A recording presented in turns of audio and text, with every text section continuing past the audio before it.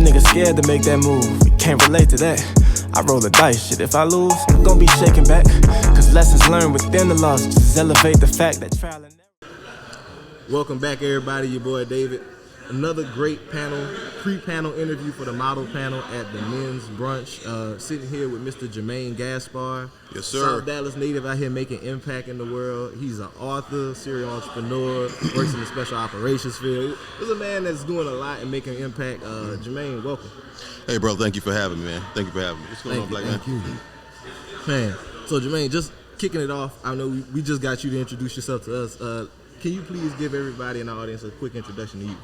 Definitely. My name is Germaine Gaspard. I'm attempting to live my life in a way that the world would know who I am by my first name. No different than Mark, Luke, John, Matthew, or a host of others. That's it, brother.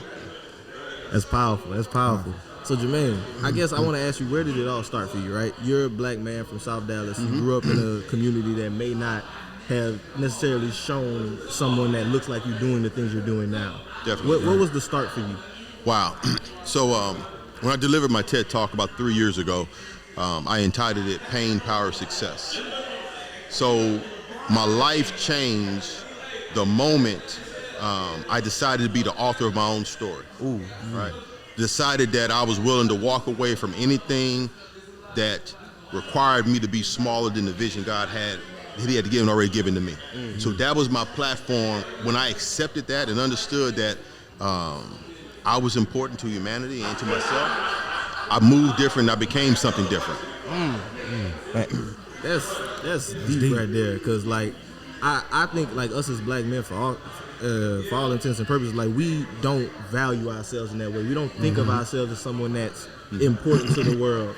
Definitely. So, what would you say to a black man that's out there that like they feel like, yo, I can't be the author of my own story. Like, the world is too heavy against me.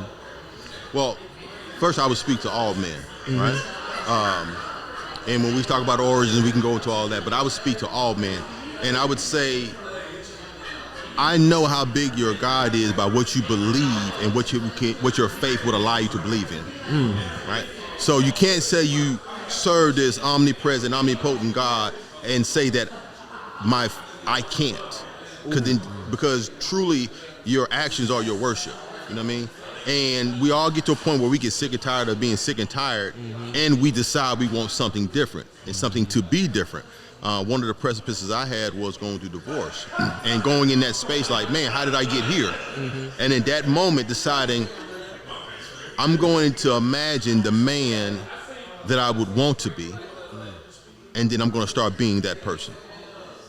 And then so like I know one thing we had talked about off camera as well was once you started to decide to become that person, you started to help other people with that as well and how they could discover how being that person for themselves. So can you talk a little bit more about the programs and different things that you're helping with helping people to find themselves? So definitely. So me helping people has been something that's been in my DNA since the beginning of the time, right?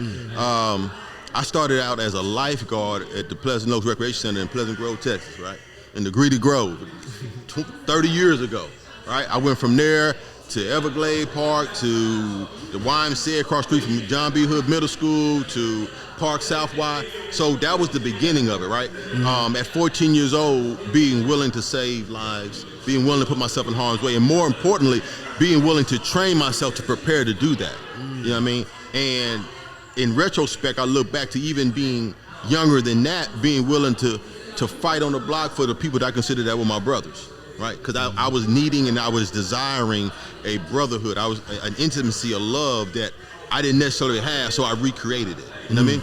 So what that turned into, what I do now is we have a track organization called Track Dynamite out of Mesquite, Texas, that we've won 5 Junior Olympic National Championships in the last 4 years. Within the last 10 years, every senior on the team has graduated from high school, gone to college, and graduated from college. There we go. All right, I have programs across the United States where we go into housing authorities and we implement community policing. We make contact with chiefs of police. We find officers that can really do this community policing in a way that's supposed to be done by policing from the inside out rather than the outside in. And we hire them and they actually work off duty in these housing authorities.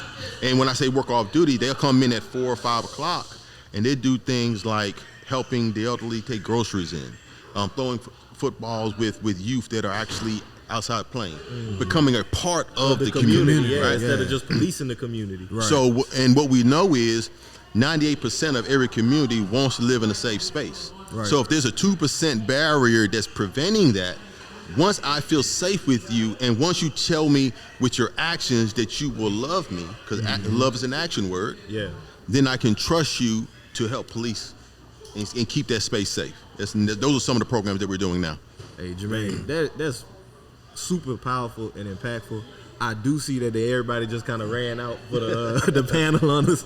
We kind of going over with some time, but man, I just want to say thank you for taking this time to hop on with us real quick. Definitely, if there's any way that we can support you with Black Wealth Renaissance with our platform, let us know, because we got to get connected. Like, we in the same city. We looking here to make impact here, and just what you doing, what we doing, always about just uplifting the culture, man. Hey, we in there. sure. In there now. Yes, sir. Appreciate you, Germaine. Let's go. Nice to meet you. Oh, quick. How can they follow you on social media and everything before you go? Yeah, Definitely. how they can support any of the programs and stuff. Definitely. So the website is goodlifeliving.group.com. My company is Good Life Living Group. Germaine Gaspard is the Facebook page. I'm in the process of recreating my entire Facebook, because one of the things with being in the special operations community, I never had Facebook because I didn't want to be found. Do that. Right. Yeah. So now that I'm becoming more public and then I'm out here, I'm creating those platforms. And as we grow, I'll definitely make sure you have those. Start seeing your progression. You stop having doubts. And what's the point of having clout if you can't cash it out?